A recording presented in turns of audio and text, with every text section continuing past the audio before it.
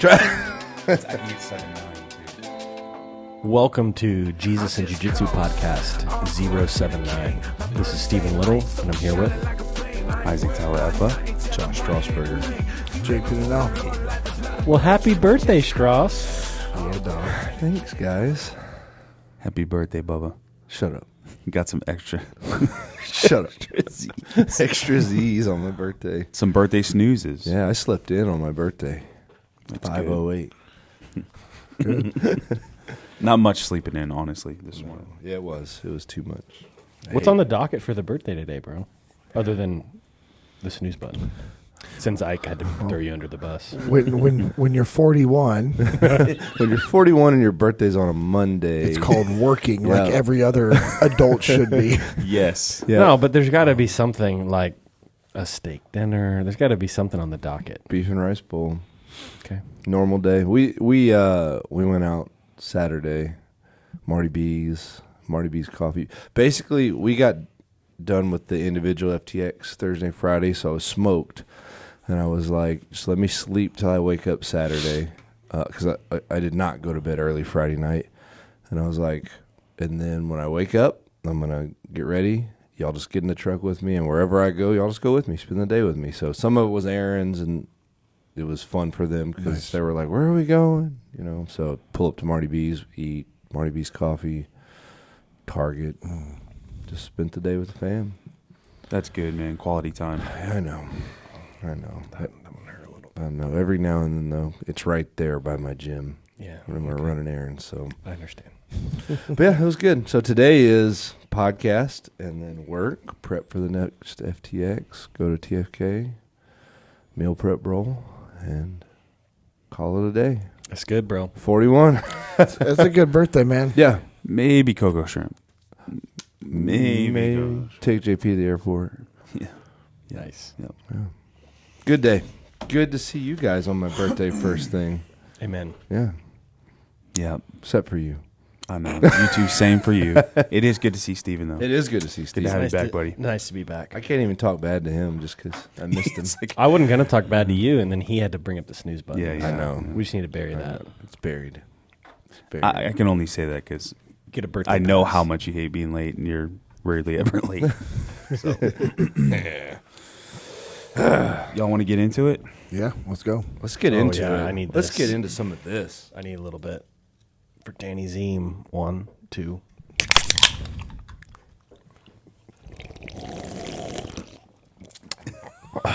So disgusting. The worst. The blue belt Danny Zeem. So listen, I know. Blue if you're belt. new to us, don't hang up yet. Don't turn us off yet. We just cracked our Jocko Goes, the healthiest, cleanest energy drink in the game. This is the energy drink you want your kids and your grandma drinking.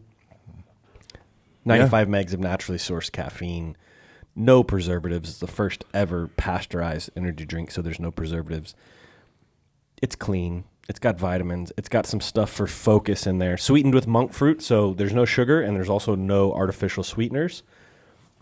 It's the perfect podcast drink. It's the perfect business meeting drink. It's also the perfect pre-jiu-jitsu. Jiu-Jitsu. Because it's going to bring you that focus without the jitters, without the crash. Here's the deal. If you jump on jockofuel.com and type in the code J&JJ10, it saves you 10%, and it also helps contribute to our podcast and ministry of Jesus and Jiu-Jitsu. So you guys have been incredible supporters of that code, which has done a lot for the podcast and a lot for the ministry efforts, Jesus and Jiu-Jitsu. Also go on there and get your protein, your creatine, your vitamin D, and all the other goodies, because they are the best in the game. One thing I love about Jocko Fuel, you can just buy the product blindly and know it's going to be clean, healthy, and top quality compared to the other products in the market. And because we said so. And because we said so. I drank about 60 of these over the last 2 days last week. And you're still here. And you're Still alive. here. I'm You're still here. alive. I don't recommend that many, but Mm-hmm.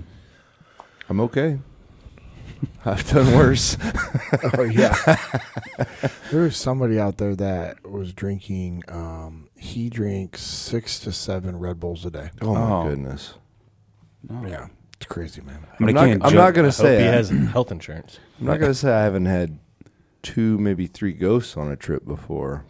Yeah. but I regretted it. Yeah. Oh, yeah. When you can't find a Jocko Go and you're just like, okay, what other drink am I going to get? And then you drink this same amount of them. Yeah. And you're just destroyed. Yeah. I'm out there running in my heart. Why is my heart rate 140? Yeah. I saw this meme. We're not running that much. I saw this meme about it's like when you're like whenever your coffee or energy drink is not working, but it's just making your heart beat fast, but not giving you energy. And it's like it's a skeleton in the chair on fire, it's like going 200 miles an hour. But it's dead. It's just dead. It's dead, but on fire. It's dead, but I'm tingling. Yeah, that's how I feel on other energy drinks for sure. Yeah, and really, I mean, they're kind of gross. I mean, there are some that taste okay, but the way you feel is terrible. You gotta do what you gotta do sometimes. Yeah. Well, thank you, No Jocko doubt. Fuel. Yeah, thank you, Jocko Fuel. What are we going to talk about today?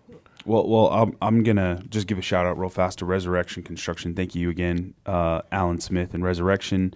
Gonna read this blurb from them. Under Christ-centered ownership, our mission is to elevate the standard of excellence in multifamily unit housing through meticulous craftsmanship and unwavering dedication. We are committed to providing top-tier door and trim installation services, enhancing the aesthetics, functionality, and value of every project we undertake. With a steadfast focus on quality, integrity, and client satisfaction, we strive to exceed expectation and breathe new life into every space we touch. Resurrection Construction Company, LLC, building dreams one door at a time with Christ as our cornerstone. So thank you to Resurrection Construction and Alan Smith for sponsoring. Even though he didn't want you to read that. Yeah, he didn't want to. But and he's a big fella. I've met him now. I think his accountant was like, you need to have them read that. So we're good. That's awesome. Yeah. Good dude. Yeah, he's an awesome guy. Big, massive human. Yeah, big fella. Yep. I met him on a golf course a few years ago. He told us that. He told us that at lunch. Oh, that's cool. Yeah. Vanilla Gorilla. Yeah, random. But it was funny because we had no reason to talk other than we had every reason to talk because, for one, I think both of us have a personality. Like, if you're within 10 feet, we're going to talk. But also, it's like neither one of us looked like we belonged. Yeah, there's two massive humans that don't look like golfers. Like you're too big to be out here too. Yeah, what's we up, were just man? on the driving range. We both had like a driver in our hand, and we looked at each other like, "My man." You like hitting stuff, huh? Just Oh, dude, I love it. just bombing drives left and right. Yeah, that's freaking awesome. He's good people. So just a reminder, we have a live event coming up October 5th. Joao Gabriel Rocha is teaching. And if you know anything about jiu-jitsu, you know him. Total stud, teaching gi seminar, a free gi seminar, okay? It's free.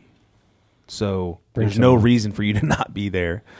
Bring anyone you want. Unless you're driving from Seattle. Yeah, right. Yes. If you're in the DFW, We have people fly come in. on. We have Give me a people couple reasons. All Yeah, right? yeah. we have people fly in almost to every event. I know. But they're not driving They're gear not working. Right. Oh, you're saying you're not going to be there? Yeah. Wow, all about you today, isn't it? It is. It's my day. Wow, birthday diva. Well, if you're in town and you're in the area, come out. It's going to be at 12:30. It's going to be at Eastside Dojo. It's a judo gym that we've had to look at venues because the events are getting big enough where it's kind of hard for everybody to roll or drill at the same time on 3,000 square feet of mat space. So Eastside Dojo's got 4,100 square feet. They got plenty of bleacher seating for families and stuff. So come on out. Can't wait to have you there. Also, travel in. Like, grab some guys from your school, grab some guys from your church, your community, whatever, and like make a day trip out of it. Because if you're coming, like we have people come in every time from Oklahoma. You know what we have over Oklahoma, other than just being on the proper side of the Red River? We have better barbecue and Mexican food. True. Yeah. So come, train, and then eat some good barbecue or Mexican food. Yeah. Get your life proper. I have to give Oklahoma props, man. Yeah.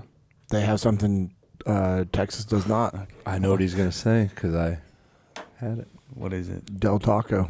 It's true. Oh, that's okay. Oh, that's true. We did get. That's what I'm It's saying. okay. So that's fine.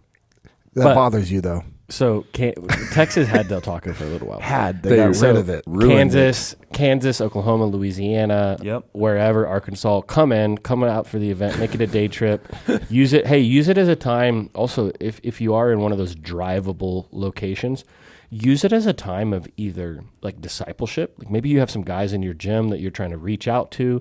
Use the excuse of the event and the jiu-jitsu to pour into someone's life, or brotherhood. Maybe you're like, man, I want what those guys have. Well, dude, you've got to work. Like this friendship is not easy. We all run different directions all the time, and we've poured into each other, and some, more in different times, whatever. But we work towards this ministry and towards our friendship with each other.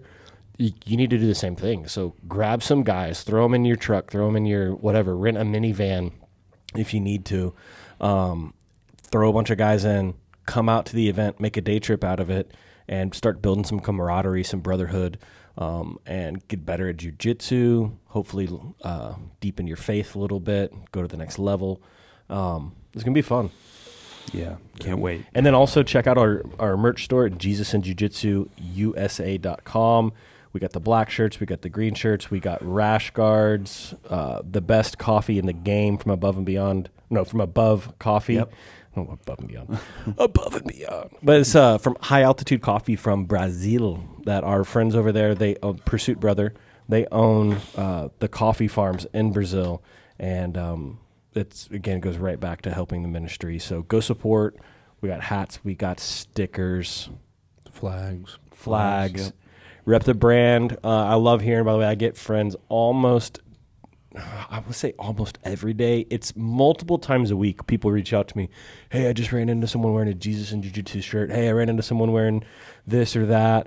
Our friends had a booth. The Camp Vertex guys had a booth at Jiu-Jitsu Con, and they're like, dude, y'all were all over the place. Like, it's rad. It's crazy. So cool. Awesome. And the reason it's cool, it's not because we're involved with it. It's cool because you're seeing the jiu-jitsu community literally wearing the name Jesus. Yeah, they're embracing it, making it their own thing, representing in their own gyms and communities. It's amazing. So I love it.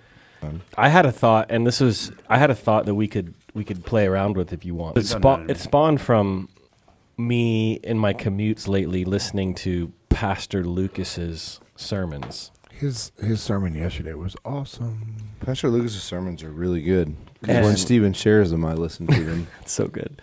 And Pastor Lucas, he had one that I thought was good. And it's one of those ones, I heard it, I think it was a couple weeks back that I listened to it. And I want to say he preached it several weeks back as well. But the lingering thought, and so I'm probably going to mess it up, so I'm not going to try to quote, but the lingering thought has stuck with me. And it's honest, like, I think it's good conversation for the four of us, but also for listeners. So he was talking about what do you do when you don't feel the Lord close? Because in some seasons, like we feel like, man, I can just feel God in this. I feel His presence. There's everywhere I turn, there's confirmation. I'm thinking about this, and like I keep running into the same thing. It's just so obvious the Lord's speaking to me. Every time I walk into church, every time I open my Bible, whatever it is, like I just feel the Lord close. And there's other times we don't feel the Lord close. I would always say, for myself in those moments, I always want to quickly look inward and be like, man, is there some sin that's kind of clouding my own vision, right? So I always try to take that quick inward look. I think that's always the right posture.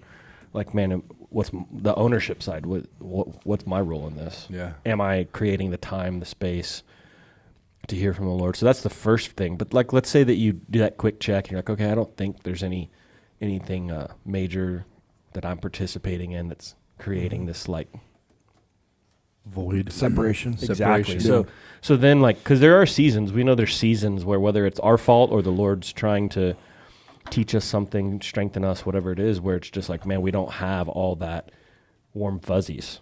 So what do you do? And I'm kind of asking you guys, like, do y'all have something just off the cuff? You're like, yeah, when I'm walking through this, or not? I think your initial reaction is correct for me. Like, hey, hold on, what am I doing, or what am I not doing? And sometimes it's not like anything major, but I think sometimes it's it's a lame excuse, but you just get busy doing stuff and you're not tuned in, which, I mean, I guess that is not right, but it's not like you've done anything major, but you haven't set the time apart. But sometimes, like you said, there's a season where it just feels that way. So I also think too, so I think that there's a balance in just that statement alone, because I've wrestled with, like what you're saying, I've wrestled with this. I think there's some seasons where, like, the Lord knows, dude, you're just, like, I think he has grace for those seasons. I agree. Of, like, you're going full tilt. It doesn't mean that we don't need to slow down and create that space. Right. And clear some of the distractions out in pockets. But I think that he's still present even. And so that's something, like, I battle that too, because I'm like, am I too busy? Well, no, I think I'm actually doing what I'm supposed to be doing right now. Yeah. But then it's about, okay, on my drive time, I got to get more focused. I got to turn that, as good as this podcast is, I need to turn it off and turn a sermon on. Or I need to turn it off and just actually pray or just actually worship. Tune yourself back in. I think if your default is to check yourself, that's a good sign that you're not walking away or anything. I mean, if you're defaulting to, like, all right, hold on, I need to make this right or see what's going on. Yeah. Well, I think too, it's easy to, so, and this is, again, I'm not trying to, we need to, Lucas, do you know which sermon this is so we can reference it? No. Okay. He's I'll have not. to find it. He's Maybe not we going to know. If He we can has go back, we amnesia. can put it in the, How in the notes. convenient. Yeah. But it's like, Like you're 41 or something. he's not. I think when you look at it, it's easy. It's easy to be on the path, so to speak, and to be faithful and to be bold and hard charging when all those things are lined up and you feel like, you know, man, I'm just tapped in right now. Like everything's going smooth, everything's going good. Like I said, like the Lord's really, it's one of those times where he's really communicating well. And I think the Lord's always trying to speak to us. I mean, definitely through his word for sure. But again, sometimes whether it's our doing or we're walking through something that learning experience where it's clearer than other times. And so, I mean, I think that's easy. So it's like, what do we do when it's not easy? Yeah, that like I agree with Josh. Your first thing is like, Lord, I don't feel you. I'm not hearing your voice. Like, help me to, you know, have a clear mind. What's standing between us? You know, like David asks a lot in Psalms, like, search me, oh God, and then he'll reveal to you like where you're wrong. But also, you know, that there's that story that's just kind of overplayed. It's that footsteps in the sand story, you know? Yeah. And everyone knows it, but it's like where you're walking on the beach for most of your life and there's, you know, you ask God, or the person asks God, hey, like on certain parts of the beach, there's two sets of footprints. And then in some, there was only one. Like, why did you leave me? And he was like, no, those were the times when I was carrying you. Okay. That everyone knows that story, but, the story exists to illustrate the point that God, his promise is to never leave or forsake us. So it is hard to remember in those times when you're like, you don't feel him as close to you. You're like, if you just know for a fact he is there, then the problem exists in your perceiving of him. So there's a song called Holy Spirit called, I think maybe it's Brian and Katie Torwalt. They're good. Yeah. And the bridge is, let us become more aware of your presence. Oh. Let us experience the glory of your goodness. But I like that prayer. Until the bridge of that song, I never thought about that, the heart of that. Let us become more aware of your presence. Not like we need more of your presence. It's like your presence is here with us, Absolutely. but help us to be more aware of it and perceive you more. Be more mindful. Yes, yeah. I was walking my dog this morning, still pitch black out, and just looked up and I saw all the stars. I'm like, holy crap. It's crazy, man. Yeah. Holy crap. So I mean, small you just at once, like yeah. slow down it was really early. It's like you slow down for 10 seconds. Yeah. And I'm where I am, you can see all the stars. Yeah. And it's like, holy dude. Yeah. I mean, Right. how can you just slow down and look at creation? Yeah. What do you think, JP? Yeah, I think I mean, obviously, God's always pursuing us and always trying to talk to us. It's us that creates the separation. So it's not like he stops or slows down. It's us just not actively listening, and we create the separation, whether it's intentionally or unintentionally. And yeah, obviously, he gives us grace and forgiveness and all those things. But I don't know. I don't know. Like, I think I was trying to think about. You said something earlier that I was trying to digest in regards to, like, he gives us grace when we're busy, and because we're not as close with them, which he gives us grace no matter what. Like, which is crazy. Like, if you're like, it's the same amount of grace whether we're intentionally or unintentionally doing something, which is kind of hard to fathom for most people when it, like, the whole like sin is sin thing. It's hard for people to understand, but like do you want me to clarify that statement a little yes, bit? yeah. So really the better way to say it, and I try to avoid saying like the cheesy churchy statements because this is kind of one of those, but like I think he has grace for seasons. So for example, there's seasons of our life where, like, I mean, I know Lucas is in one where he, young kid, like babies and young kids and preaching and podcasts and, you know what I mean? Like I think there's times when we're just busier and we're stretched thinner. And I just think sometimes the way we're saying is like the Lord has grace in the seasons. Like, whereas there's seasons when maybe we have time to sit down and be focused every single day. Well, those are all priority things. We all have the same amount of time. There are people that have way more things than we have going on, yet are intentionally closer to the Lord because they make it their sole focus. I mean, you think about what Paul was going through. Yeah, he still was pursuing God. Yeah. And he's being beaten, and and then there's some people who are like, well, he had all the time of the day to pursue God because he's in prison. You're like, yeah, you're right, but but you're choosing a death scroll. Yeah, and that's the thing. Like people are choosing to be on Instagram, or they're choosing to, whatever it is that they're doing. They could be spending that time with the Lord. They just choose not to. So the whole busy thing to me, it's all the same. There are people that are way more busier than I am, like 10 times. Which is crazy. And they're still able to have an incredibly close relationship with the Lord because they're actively pursuing that. And busier people are better at managing their time typically. Yeah, for sure. But to me, it's just an intentionality thing. So I think, I don't know, man. So the punchline, not the punchline necessarily. And by the way, in fairness, Lucas, I don't think this wasn't your main point. This was just a point of your teaching that day. But I mean, what I remember you saying, maybe you could clean this up if I mess it up, was essentially, it's like when we don't feel the Lord in that way, like sometimes we feel the emotion of the Lord and we can like use that to fuel us and to strengthen us and to move us forward. And when we don't feel that, we have to really dive in to the Word and just focus in on His truths and, just fuel ourselves, so to speak, that way. Yeah. Am I saying that right? Yeah. When Jesus says to love the Lord your God with all your heart, all your soul, all your mind, and all your strength, those things balance each other out. It's like when I'm not feeling Him emotionally, I can experience Him through His Word intellectually. Mm-hmm. Or when I don't feel, or when I feel like I'm having my doubts intellectually, then I can experience Him emotionally in my heart and soul. Yeah, so that's actually, I hadn't heard that before. That's a really good point. It reminds me of what I heard from Symbis, which is this premarital counseling thing called Saving Your Marriage Before It Starts.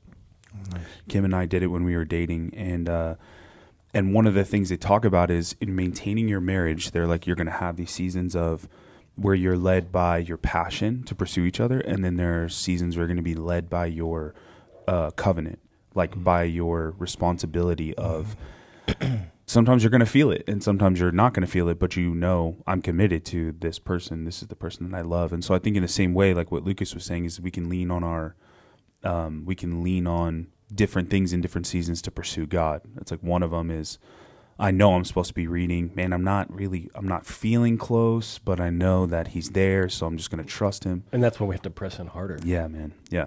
Yeah. Yeah, and like you said, just knowing He's there. I knew there was a verse, Psalm 145:18. The Lord is nigh unto. I hit the pedal. Yeah. The Lord is nigh unto all them that call upon Him. Wait. That's not the snooze button, bro. You don't need to be hitting it this morning. I'm still in the zone. Hold on, no. The Lord is nigh unto all them that call upon Him, to all that call upon Him in truth. He's there. Yeah. If you call on Him. Yes. Even if we don't feel it sometimes. I don't know. There's like peace to that, I think. Yeah. I don't know if it's always his I wonder, I mean, I'm saying this as like, I don't know, but I wonder if sometimes He allows you to experience that feeling of Him not being super close for us to as like a catalyst for us to pursue Him more, you know? I don't think so. Because No? as a father, do you want your kids to ever not feel you? Your closeness and your love? No, I don't. You'll let them struggle. Yeah. You'll let them brush up against the guardrails of failure in life. But this is my opinion, not based off of anything I've read in the Bible. But to me, a God that's like the God that we know, that's so loving, I don't think He would ever desire that for us. He'll let us like struggle in other areas, but I don't know. But maybe that is a struggle. No. So, well, I'm Maybe not that's saying, one of the areas. I kind of find a. Oh, sorry. No. I was just. It is kind of an area where maybe that is a struggle. Where I don't know. I could see both sides. I'm okay with my kids struggling, but I don't want them to ever feel like you're not there. like that. I'm not there for them. Like So- ever. But the difference is if they called on you, Yep. You're there. Yeah. you show that you're there, even if you are there, and then it's them knowing, well, Dad is there. Yeah. I have to I give don't the know. same disclaimer JP gave. I'm not basing this on scripture. Right. I'm just basing this on. And so Lucas, maybe you can weigh in if you have some scriptural context for us. But since you're like Rabbi Google over there, but I would actually kind of aligning the way I felt about it. The way I view it, JP, is almost like, when you have like your little toddler and they're just starting walking and they're like stumbling and you're like standing over them holding their hands up, and you're kind of like holding them. Like there's no way they're going to fall. Even if they fall, you're holding them. And then there's other times where you're like, okay, this kid has to learn to fall, and you're still standing there, but you let go of their hands, and you actually have to let that kid fall. But you're literally right there to whether it's pick them up and comfort them, or to, you know what I mean? It's like, I understand what you guys are saying. I think it's now like semantics, like the way you say it, the way you perceive it. Because I understand what you're saying from one view, and then the other view, it's like no. Because and to give it more color, I think there's times when the Lord isn't speaking strongly, and he's quiet, and he's going like, I've already spoke to you. I've revealed myself to you. Now it's your time. I want you to seek me. Yeah, if you need me to affirm you every day, every week, every month on the same thing I've been showing you and revealing to you through Scripture, or however it is, like, where's the faith in this? So it's like, and we could probably go dig up some biblical stories. I think the important distinction though is like I don't think that God like removes His presence. I don't think, okay. but maybe that he's quiet. quiet. Yeah, I think that's probably a better way to understand it. But I was really just asking. I don't know because I think that happens some seasons where He's more quiet and. Yeah, and again, I don't know. Yeah, This was my opinion of Yeah. like, I don't think, but Yeah. Well, and I've experienced it, but I mean, it's more so in Him being quiet, like more of meaning like, I know He's there, but I'm like, can you tell me what to do? Or like, I don't know either. That's what I didn't bring this up. Like, But I think that's part of the whole like struggling thing. Yeah. Like Aiden asked me something the other day, and I was like, "Hey, bud, you're more than capable to fix it." He's like, "Yeah, but I figured it would be easier if you just did it." And I said, "Exactly, That's but a I good want you example. to do it." Yeah. Right. But he knew I was there. Yes. Right. Yeah. I mean, but that's the thing. We all so again semantics. So now I Yeah. take it a different way. That feeling is on me, not on God. God doesn't create that feeling in us. That's on us by not pursuing Him and not being as close to Him as possible. Right. So I don't know. Yeah, I think it's definitely an us thing for Yeah. sure. Yeah. Yeah, I think to hone it in, I think the quiet thing is the right thing. It's like He stops speaking because it's like, I already spoke. I'm not forsaking you. I'm not here, but it's like, now it's your turn, like, to take action. Yeah. And since we didn't listen properly and take action, we create that said void in the communication, because he's like, I don't need to keep saying it to you. Yeah. Lucas, are we tracking Who at knows? all on this? Like, is there any? Oh. Let's get schooled. Rabbi Google's texting. God will not withdraw his presence from you because the Holy Spirit is within you. However, if we are not engaging him, we create separation that allows us to become deaf to his voice. Yeah. That's strong. Do you think there's any credence? Is that a right word? Credence? Like, Makes sense in my brain. is there any legitimacy to the thought that maybe at times the Lord's quiet because it's time for us just to hold on to what he's either pressing harder or to hold on to what he's already spoken, what he's already revealed to us, and like it's now our turn to take the action of faith, and he's just being quiet so that we have room to grow? I think there's a lot of precedent for that in the Old Testament, that like God has said it, and when the people didn't respond, he didn't often say it again.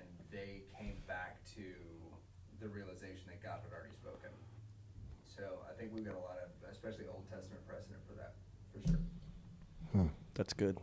You know, that's one thing. I mean, you and Isaac and I were talking about that this week. It's like when we look at Jesus and Jiu-Jitsu, the ministry, we've all talked about this, but Isaac and I were talking about this week.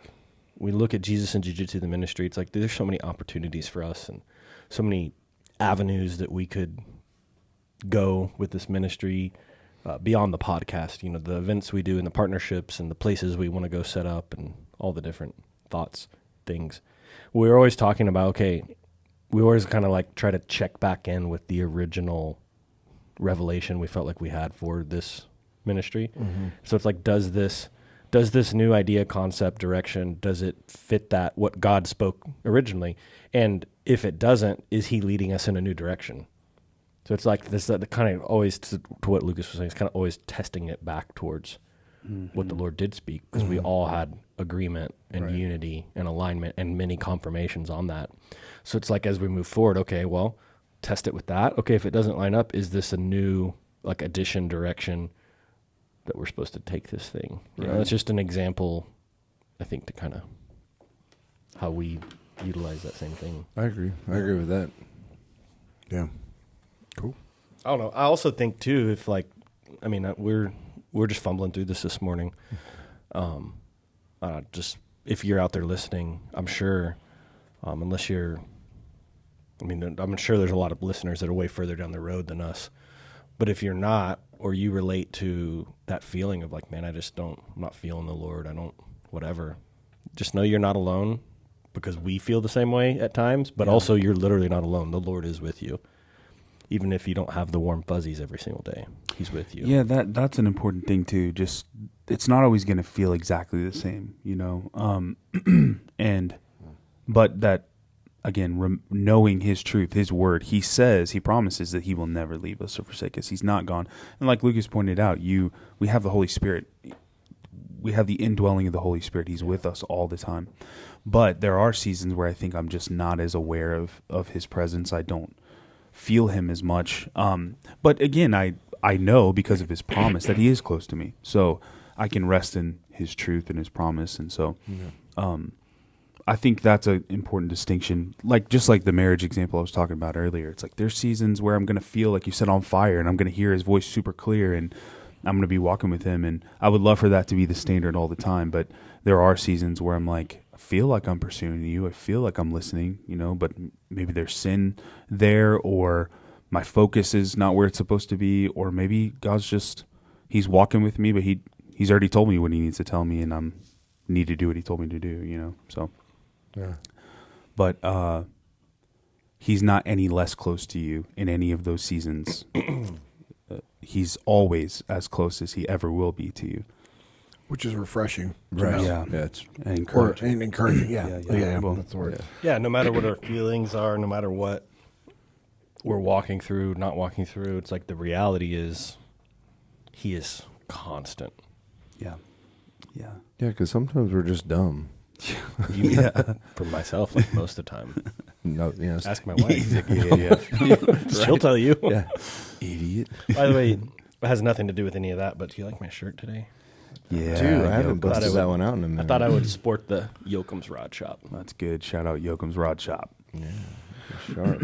It's Stephen, you just said something I was thinking about earlier. You said, you know, in regards to, like, your feelings. And I think that's the other part to it is, like, you know, we need to get to a point where our feelings aren't dictating our actions. It's 100%. like, hey, I need to be in the Word. And I think it'd be really hard for you to be intentionally reading the Bible and listening to praise and worship and actually singing praise and worship and not feel close to God.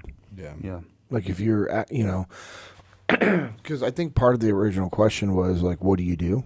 Yeah, 100%. And mine is, like, praise and worship. Like, there's been times where I've just been feeling like this, like, frustration.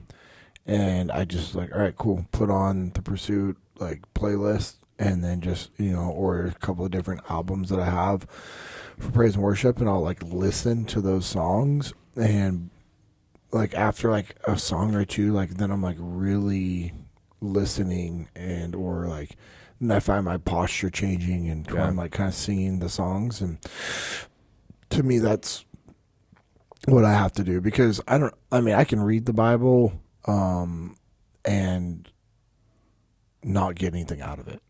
Because if I'm just, meaning I'm just reading it to reading it. Right. Yeah, But yeah. it's when I'm listening to praise and worship, to me, it's like, I don't know, that's just, it's different. Tuning yourself But out. I also know people that once they start reading the Bible, they're just like in it. So. What you're experiencing, I think, is just like, because it's not the music, it's like it's the words Yep. of what's being said, Yes, just the sir. posture of your heart. Yeah, So yeah. I see that's one of the ways that you draw near to God. It's like a love language, you know. Yeah. And when you're verbally speaking that, you're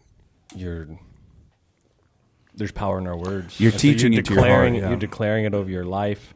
Yeah. You know, it changes that worship, changes the atmosphere. And there's been a few times where I've been reading the Bible, just knowing I'm not getting anything from it. And I just remember something my dad taught us is, like, when you're reading the Bible, you should read it out loud, because it helps you just retain it. And it's just something about the spoken words as well. And I was like, okay. I think too, you know, there's different, like, giftings and tendencies in the body of Christ.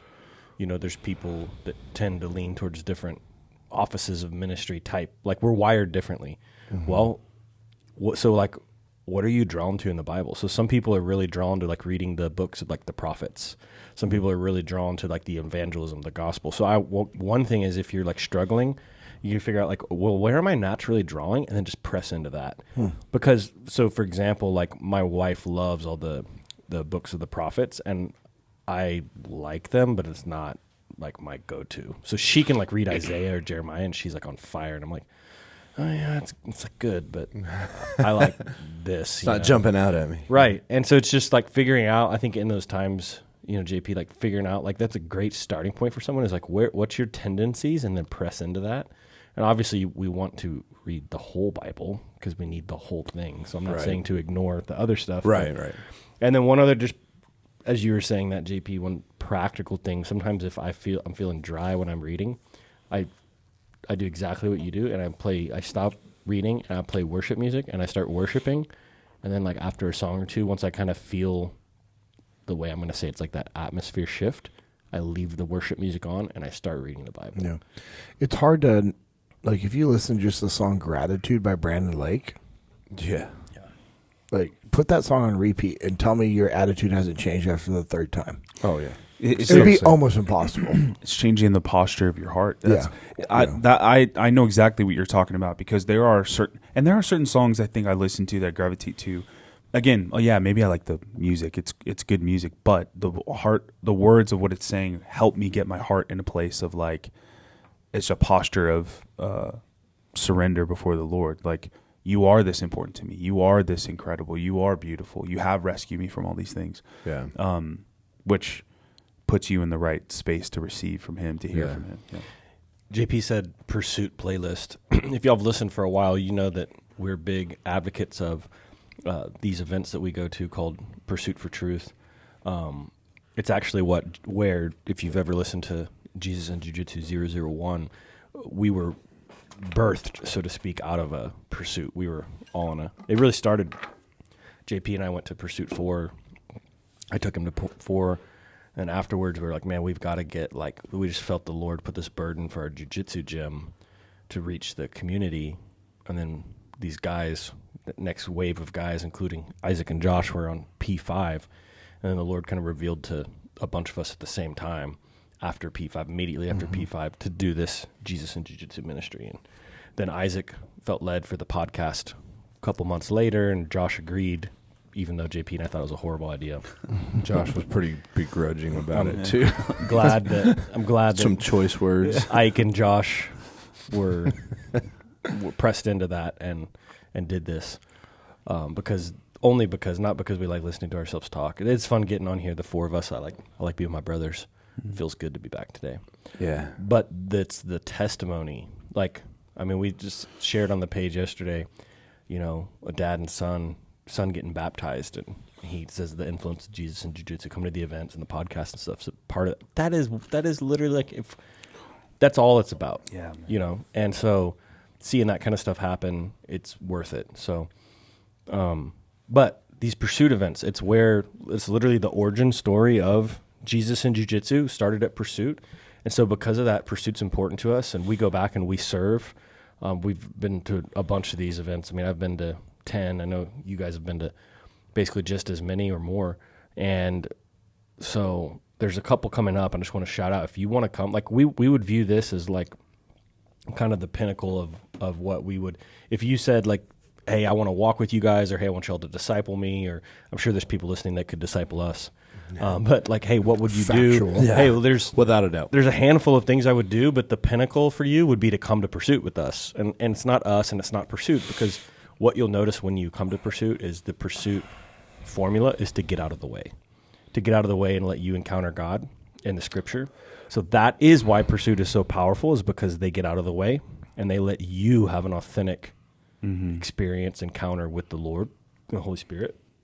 And so we would encourage anyone that, like, if you caught us off air, like, dude, what do I do? Like, well, let's do X, Y, Z, but like, let's get you to a Pursuit, would be one of the pinnacle points for us. And so I'm just want to throw it out there. We have one coming up September 19th through 22nd. We're going to be there. Already got some buddies coming. One of my buddies, Brian from Florida, just registered yesterday. That's right. Yeah. Hyped about that, man. Brian Cash, shout out. He's now on the path training that Jiu-Jitsu. Oh, yeah. He's getting after it, dude. He's like all in. He's got his boy training. So he's loving it. He's a big dude too, so he's going to be a handful, I think. And then, so September 19th through 22nd, if y'all want to come out and join us, we will be there. And then the next one after that would be like October 24 through 27. And then there's a December 5 through 8. And you can find all this information on pursuitfortruth.com. Come join us in September, though. If you can swing it and you feel drawn towards it, come join us. We'll be there. Are both of y'all going to be in there in September? Yeah. Nice. Both going to be there. So let's go. I was trying to find this psalm, so I want to read this real quick. So this kind of illustrates this season of not feeling God that close, but knowing He's close. So I want to read this. This is Psalm 13. This is a psalm of David. How long, O Lord, will you forget me forever? How long will you hide your face from me? How long must I take counsel in my soul and have sorrow in my heart all the day? How long shall my enemy be exalted over me? Consider and answer me, O Lord my God. Light up my eyes, lest I sleep the sleep of death, lest my enemy say, I have prevailed over him, lest my foes rejoice because I am shaken. But I have trusted in your steadfast love. My heart shall rejoice in your salvation. I will sing to the Lord because He has dealt bountifully with me.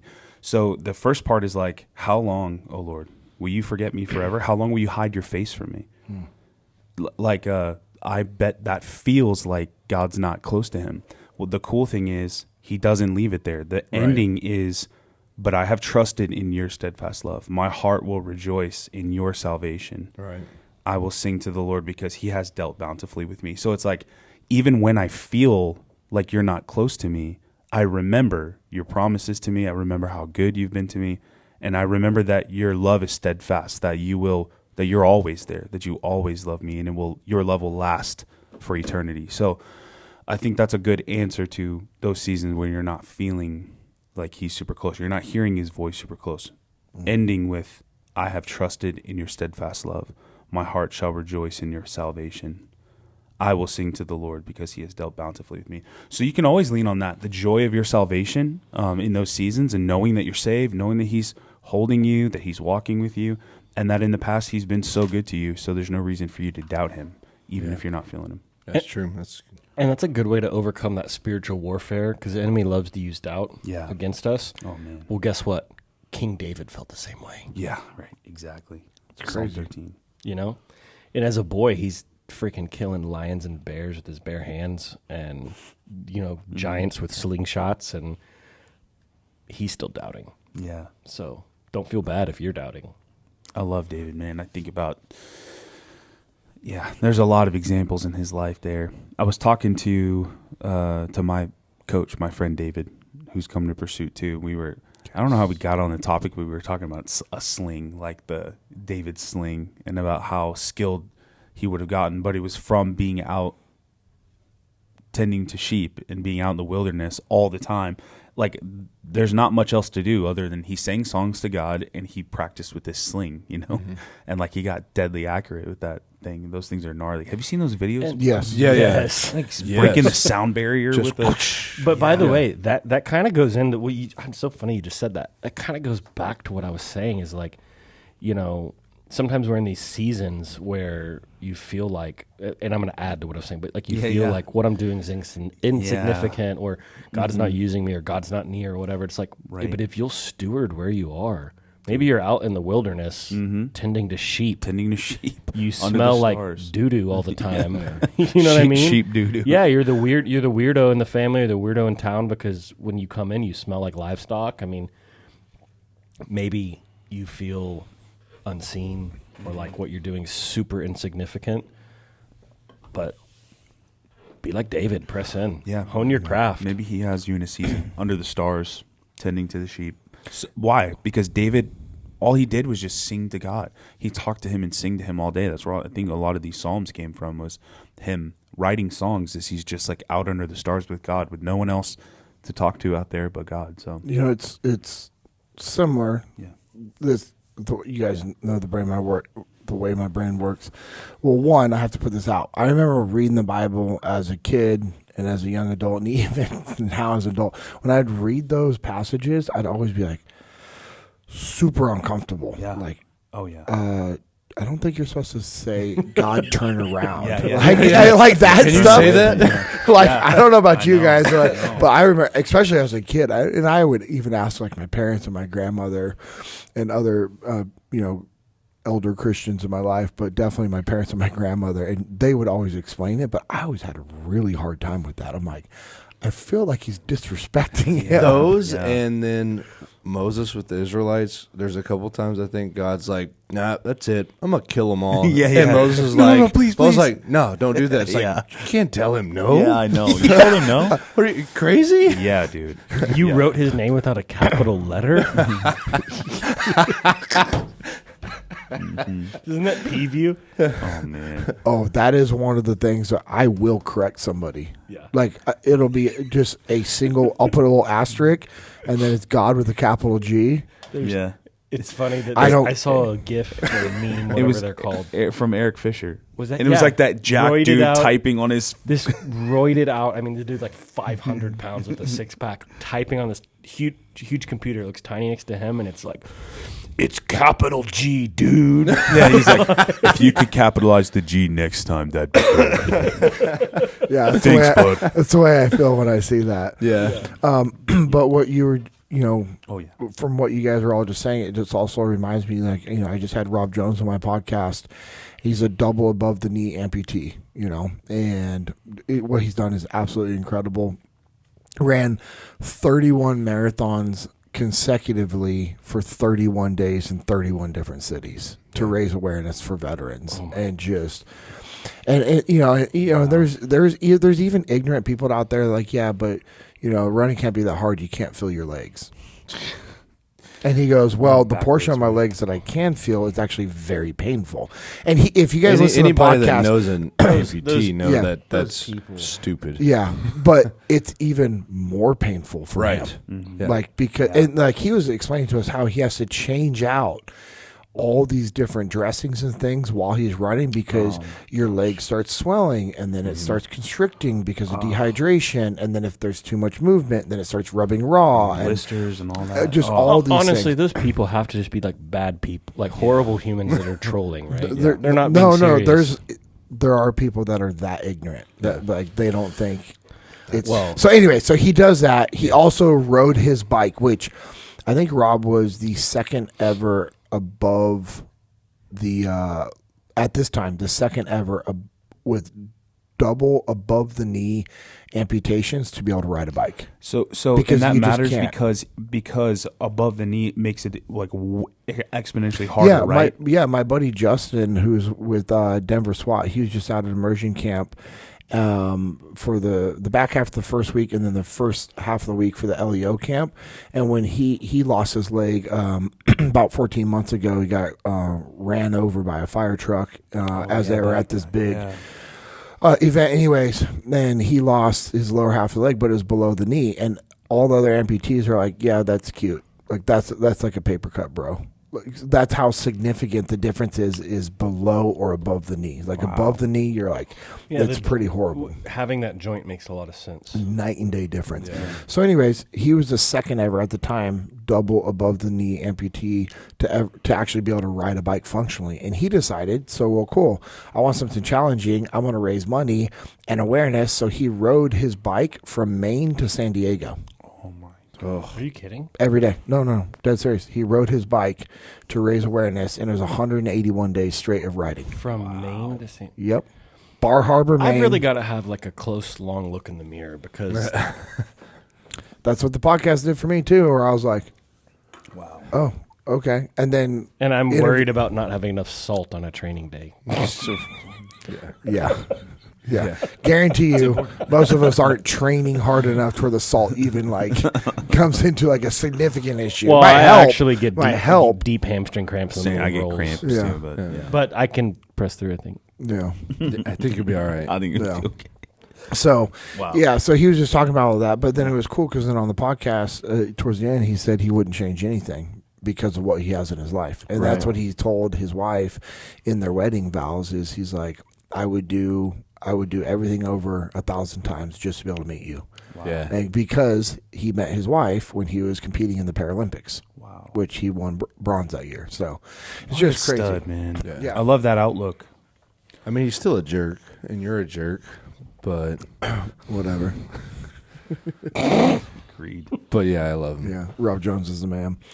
Yeah, it's just like listen to that, and then the next day I recorded an episode with Cody that comes out soon, and Cody was just talking about just his mindset, and Cody created this event called To Honor Those, and it's a National On Front event that Cody created because we have a lot of first responders reach out to us like when they have things going on, looking for help, guidance, advice. And Cody's just like, I want to do something to help raise funds to help. Like, and this is just like a starting point, and it will grow to something much bigger, I know. And so Cody had this idea, and he calls Rob Jones, and he's like, are you in or are you out? And Rob's like, I'm in. What are we doing? He goes, we're running a marathon. And Rob's like, I retired from that. Just joking. But Cody and so it's an event on November 23rd, and it's a virtual race where anybody can sign up. It's $50. You get a T-shirt and a coin, and you pick what you want to run. So if you want to run 1 mile or walk 1 mile, you can do that with your family. You want to do a 5K with your family and walk it, you can do that. And then so it's a 1 mile option, 5K, 10K, half marathon, full marathon, or anything, or other. Like, so if you're like Andrew Paul, who does 50 to 100 mile races. I think Rob wants him to run like 100 miles or something. Yeah, something like that. But so what Cody's doing is Cody's running a marathon wearing body armor. So he'll wear 30 pounds of body armor on, and Rob's going to run it with him, and they're ending at the Iwo Jima Monument out in Virginia. And so it's like, listen to Rob's thing, and then talking with Cody as he's explaining it. And I'd already was like, cool, I want to do this. If I'm going to do it, it's going to be significant. It's either going to be a 10K or a half marathon. And we're doing it. And like Lucas, his love for running, which he's displayed multiple times how he does it. And so we're talking. He's like, hey, what do you think? He's like, do you think it's realistic that if we trained, we could actually do a half marathon by November 23rd? I'm like, absolutely. And so he painted himself in the corner, and then I just pushed him into the corner and said, absolutely. And I was like, no, we're going to do this. So Lucas committed to it, and then I called Josh on air on speakerphone. I'm like, hey, are you in or you're out? And he knows the deal. So if you ask somebody, are you in or you out? And if you say yes, You're in. you're in. And if you don't go through with what you said you're in, you never get to participate in are you in or you out again. Yeah. Now, And you're a piece of crap. I'm okay with that. That's what J-Mo did to us that one time. Yeah, but and then signed up with that. but he also could have said I'm out, and that doesn't mean that you're out. The only way that you're ever fully out from participating in future things is if you say I'm in, and then you back don't out, follow and through. then you don't follow through. Right. And so it's awesome. Like Sal and the guys up at First Form, like that's what they do, and that's where Cody and I got the ideas from. And that's why a lot of those guys have ran marathons and done half Ironmans or stupid mud runners or like just crazy physical things. Because we'll go back, you in here out, and you're like, I don't know. And you don't know what it is until. So, anyways, I called Josh, and Josh was like, "Of course, man. What are we doing?" I'm like, "Cool. We're doing a half marathon on November 23rd." He's like, "I really don't like you right now." I texted him some things after. the Yeah. fight. So Lucas, Josh, and I started training for that. Gosh. It was just started last week, and then I called. I sent a group text to a group of the guys from Origin. I call them my young regulators. It's like the younger guys. It's Peter and Amanda Roberts' son Keegan, and then Ian and Jordan and Ty. Well, Jordan just got done. He ran a marathon on an gas his and oil oil rig, platform. yeah. So when he's out working out at sea, he ran a marathon on that helicopter pad. Wow. It was like 330 something turns that he had to That's do a on lot that. of change of direction. Yeah. Yeah. Oh my. And he maintained a legit pace. So all those guys, so I FaceTimed them. I put them in a group text. I FaceTimed them. And I was like, hey, I just need to know you're in or out. And I explained it to him, and every one of them was like, ah. Well, initially Jordan was like, I'm in. Like he didn't even like, and all the other guys, and I told them, and they're like, all right, cool. So we've got a handful of people that are doing the half marathon. It's a dangerous game because if JP calls me and asks if I'm in, I'm in. Mm-hmm. And But here's the deal. Also, he knows the rule with are you in or you're out. You can't do something that you can't. I wouldn't say are you in or you out to to people that aren't capable of being able to like fulfill. Yeah. this like, one's kind of whatever it is. borderline. It is, dude. It's borderline for me. It's borderline for Lucas. It's borderline for you. But far it's is a half doable. marathon? 13.1 miles. Yeah. Yeah. Yeah. Now I would not commit to a marathon in that time frame, and I wouldn't to him either. I wouldn't say are you going to out for running a marathon, knowing his bandwidth schedule because when you're training for marathons, there are going to be times that you have to have like a 5 to 7 hour window just to go run because you have to get those runs in. Right. Like that's part of it. And so, anyways, so I was going down that road and opened up that door because of like Rob Jones' attitude of just like I wouldn't change anything, like even though these things have happened. And it's like when you hear stories like that, like you were saying, Stephen, like I need to do like a reflection. Like you hear stories like that, and it's like, okay, what's wrong with my heart? What's wrong with my posture when he has his ideas? And then there's people that you hear that just lose everything, yet they remain faithful to God and they worship God. And I know we're getting Job. Yeah. Well, I know we're getting ready to close it out. I just want to share this one story, and we'll do prayers for these guys and their wives. But I'll share this story and I'll have you guys close it out with prayer.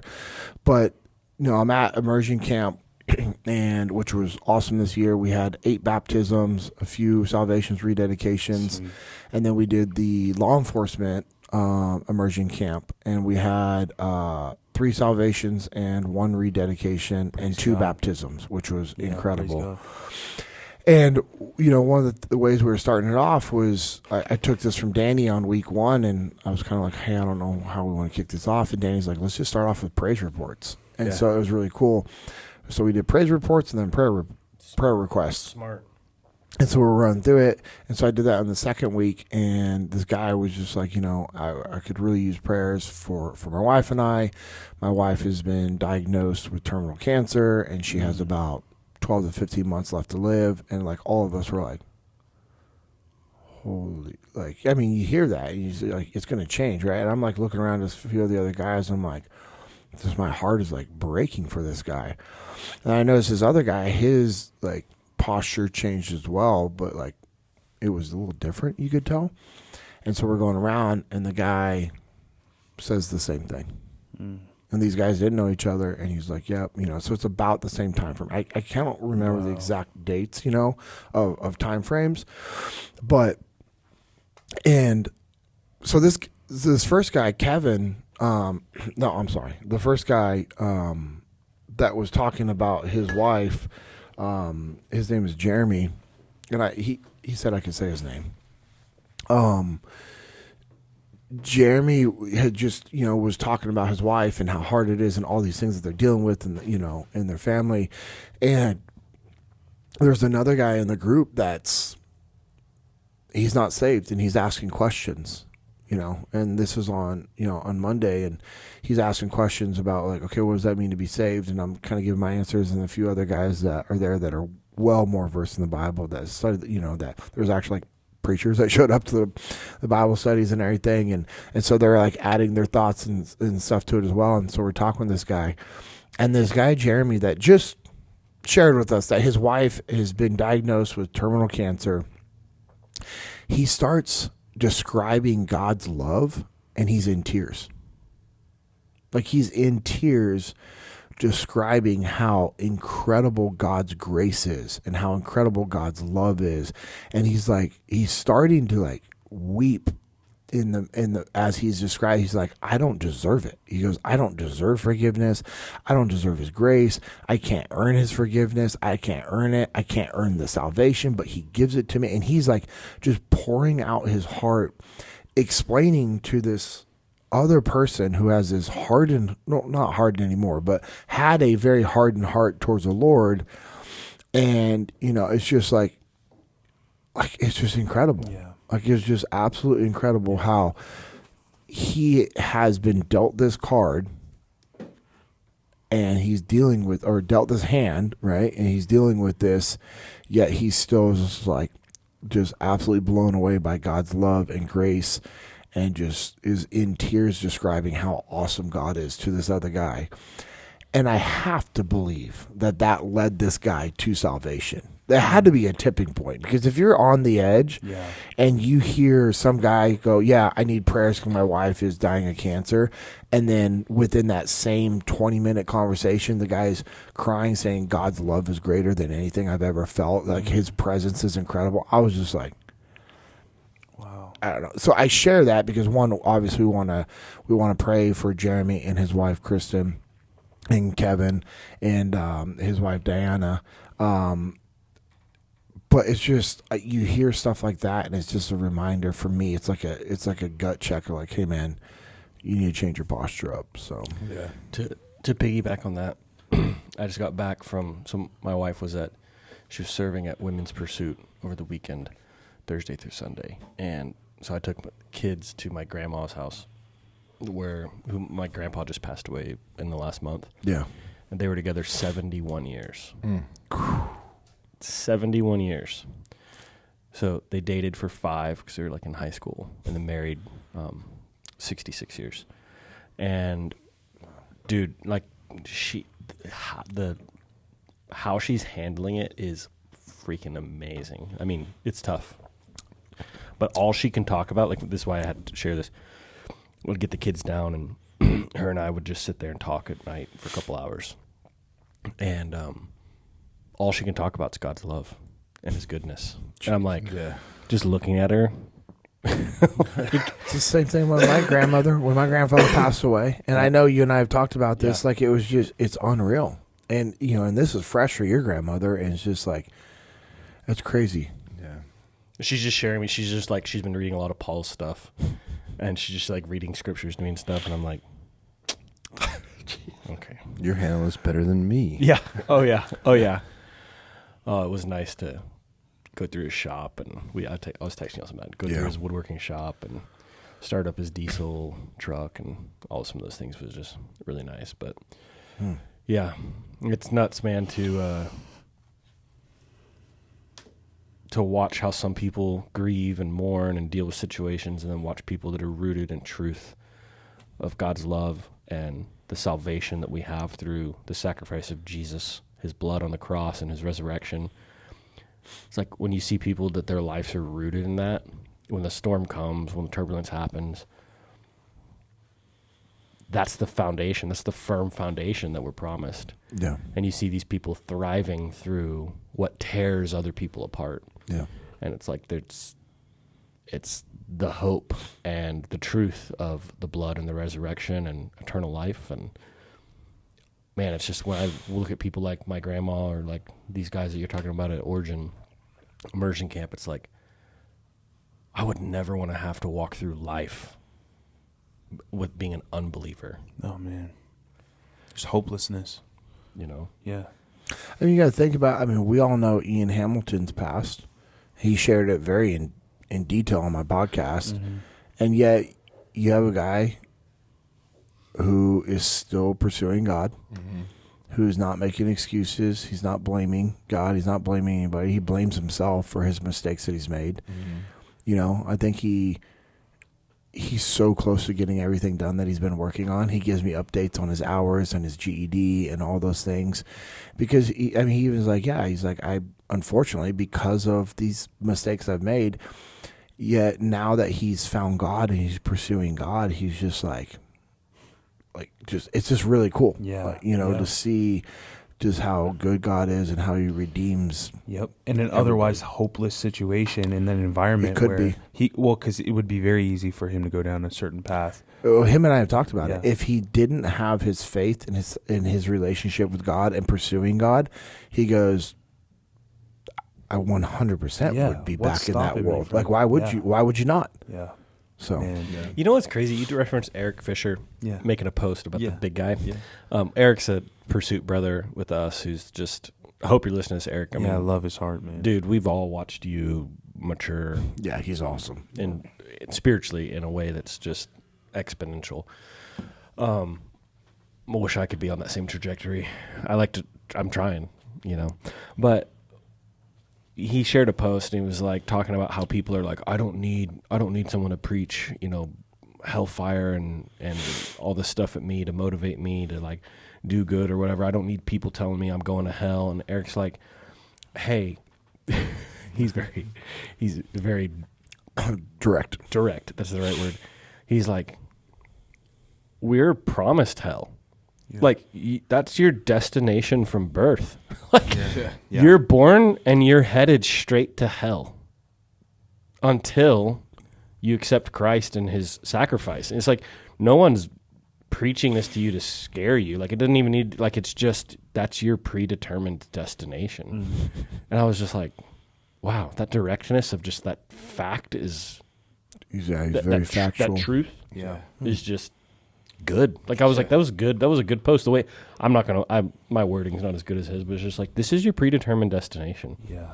No one's telling you you're going there because of any special reason or whatever. Like, everyone's headed there until you accept the free gift of salvation.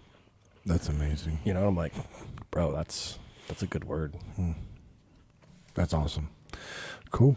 All right, birthday boy, you want to close it out with prayer? I reckon. Lord, thank you for this day. Thank you for this morning that all of us could be here together. Such a good time having us here. Lord, thank you for what you put on Stephen's heart to open up the conversation. Lord, I pray it'll be beneficial and encouraging and to those that are listening. And I know it was to me, Lord. I pray that we'd be able to take the steps and act on these things that you've shown us, Lord, and dive deeper into you. I want to pray for specifically these two law enforcement guys that JP met, Jeremy and Kevin, and their wives, and their situation, Lord, their family. I don't know them, Lord, but I pray you give them peace and comfort in this trying time with what they're dealing with their wives, both of their wives' terminal illness, Lord. And, I pray if it's your will, you would take that away. And if it's not, I pray you would just use the situation to bring someone to you, Lord, and you get all the honor and glory. Thank you again for what we get to do, and I pray you would bless all our listeners and bring us back safely next time. It's in Jesus' name we pray. Amen. This has been Jesus and Jiu-Jitsu Podcast, episode 079. Go train.